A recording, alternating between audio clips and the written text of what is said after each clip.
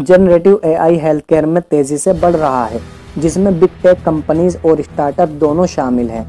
Google cloud, Amazon का AWS और Microsoft Azure जैसे बड़े प्लेयर्स इसमें शामिल हैं और उनका कोलैबोरेशन हेल्थ केयर प्रोवाइडर्स के साथ चल रहा है, जैसे कि पर्सनलाइज पेशेंट इंटेक एक्सपीरियंस और मेडिकल डाटा एनालिसिस। इस फील्ड में कुछ प्रमुख स्टार्टअप्स भी हैं, जैसे एम्बियंस हेल्थ केयर, नाबला और एब्रिज, जो चिकित्सकों के लिए इनोवेटिव सॉल्यूशन डेवलप कर रहे हैं। इस उम्मीद से जनरेटिव एआई के लिए हेल्थ केयर में इन्वेस्टमेंट्स भी बढ़ रही है, लेकिन कुछ प्रोफेशनल और पेशेंट इस बात पर अलग राय रखते हैं कि क्या ये टेक्नोलॉजी अभी पूरी तरह से तैयार है या नहीं। जनरेटिव एआई के हेल्थ केयर में इस्तेमाल पर लोगों की राय अलग है।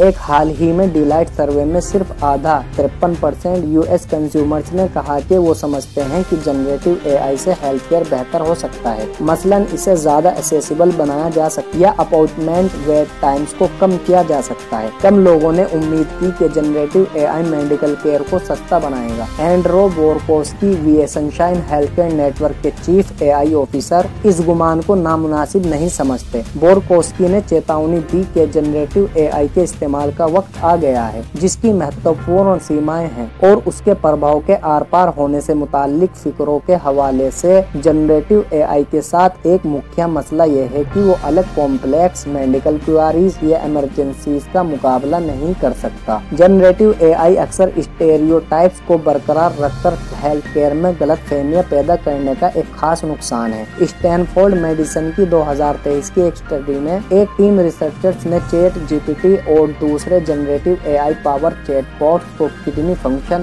फेफड़ों की कैपेसिटी और स्किन मोटाई पर टेस्ट किया। को-ऑथर्स ने पाया कि चैट जीपीटी के जवाब अक्सर गलत थे और ये जवाब कुछ पुरानी गलतफहमियों को ज्यादा मजबूती देते थे, जैसे कि काले और गोरे लोगों के दरमियान हयाती खासियत का फर्क है, जो असल में गलत है और जिससे मेडिकल प्रोवाइडर्स को सेहत का मसाइल को गलत डायग्नोस करने का सिलसिला शुरू हो गया है। KFF की एक स्टडी के मुताबिक जो सेहत की बीमारियों के कवरेज की कमी का शिकार होते हैं, जैसे ज्यादातर लोगों में से जिनमें अफराद का रंग होता है, उनको डॉक्टर या मेंटल हेल्थ सपोर्ट ढूंढने के लिए जनरेटिव एआई को इस्तेमाल करने की ज्यादा तवज्जो होती है। जनरेटिव एआई इस मामले में बेहतर हो रहा है। माइक्रोसॉफ्ट की एक स्टडी के मुताबिक लेट 2023 में रिसर्चर्स ने GPT-4 का इस्तेमाल करके 4 मुश्किल मेडिकल बेंचमार्क्स पर 90.2% की सुधार हासिल की। वनीला GPT-4 इस नतीजे तक नहीं पहुंच सका, लेकिन रिसर्चर्स के मुताबिक प्रॉम्प्ट्स की इंजीनियरिंग के जरिए GPT-4 के लिए कुछ अलग आउटपुट हासिल करने के लिए प्रॉम्प्ट्स का डिजाइन करते हुए उन्होंने मॉडल की सुधार को 16.2 परसेंटेज पॉइंट तक बढ़ा दिया। जनरेटिव एआई सेहत के लिए सिर्फ चैटबॉट से ही नहीं